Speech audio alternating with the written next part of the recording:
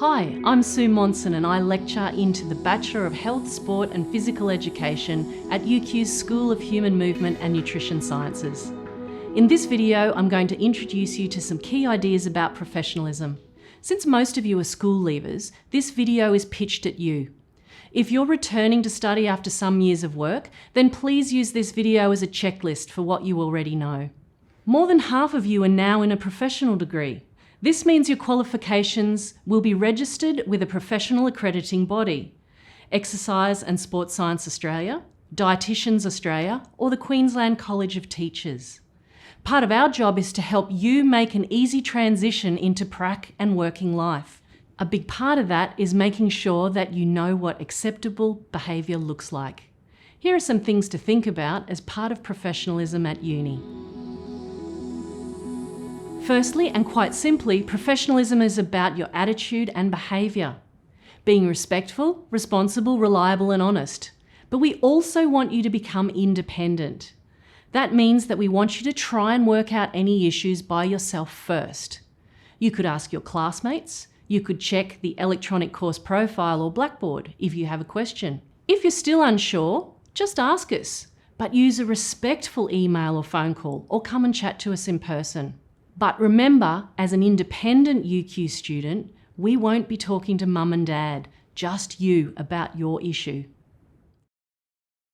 One of the main differences between school and uni is that we don't always take a role in class, but we do still expect you to attend and to turn up on time, so you'll need good self-management skills for this. In smaller classes like labs or tutorials, there probably will be a role, and sometimes you even get a mark for attendance and participation, so make sure you check your ECP for that. If this is the case and you're absent for a session, you'll need to provide some documentation like a medical certificate. You can only attend the lab or tutorial that you've signed up for unless you have written permission from the course coordinator.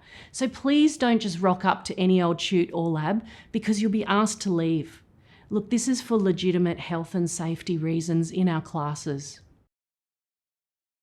At UQ, every course is worth 10 hours a week in learning. So if you have a 2-hour lecture and a 1-hour lab, then we expect you to do at least 7 hours of independent study. Think about it, if you have 4 courses, then that's 40 hours of study a week. That's the same as a full-time job. So you really need to think about how much paid work you can take on outside of uni. Now, some of those hours each week will be used for your assignments and study for exams, but you'll also be expected to do some homework like readings. I promise you, lecturers don't just set this work to make your life harder. They use these readings to introduce you to a topic or to extend your knowledge. So make sure that you turn up fully prepared so that you can participate in and understand all the discussions that are going on in your classes. So you've turned up to class and you're on time and you've done your homework. The next thing we expect you to do is to fully engage in class activities. Active participation looks like this. Sit up. Show interest. Remove distractions such as social media or those friends who chat a bit too much. Why don't you be brave and have a go at answering some questions or maybe even ask some too? UQ is an inclusive place of learning for all people. We expect that you maintain respectful relationships with all members of the UQ community. This includes all staff, academic and administration, and your classmates. This is about discussions and communications in person, on the phone, and in emails. In practice, this means that you should be thoughtful with your words and actions. For example, if someone is brave enough to ask or answer a question in one of your classes and they're a little bit off track, don't laugh at them. Also, make sure that you use clear, simple, and friendly communication. There are plenty of people on this campus for who English is not their first language, so let's be empathetic of that. Also, it's good practice for when you get out into your workplace and you're working with clients or you're working with school students.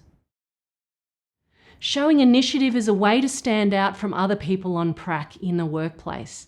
It can be a quality that actually leads to a job later on. You can practice initiative at uni like this. Look beyond your own bubble and be aware of the surroundings. people and places. For example, don't sit in the middle of a walkway and block other people getting through. How about you anticipate the needs of others? Help someone pack up a classroom, clean the whiteboard, or carry some equipment. Maybe it's as simple as opening a door for someone who has their hands full. We notice all of these things, and your future prac supervisors will too. At uni, you'll always need to be appropriately dressed for participation in labs and tutorials. Make sure that you check this out before you turn up. For safety in labs, you will need closed shoes. You might also need a lab coat and glasses as well. For physical activity, you'll need sports shoes and a water bottle. If you're going outside, you're going to need a hat, some sunscreen, and why don't you wear a shirt that has sleeves so we can keep the sun off your shoulders. Practice these ideas of professionalism now, and they'll become second nature to you by the time that you get on prac and into your job. I promise you that this is going to make your life less stressful, and it is actually going to help you stand out from other job applicants in the future. All the best.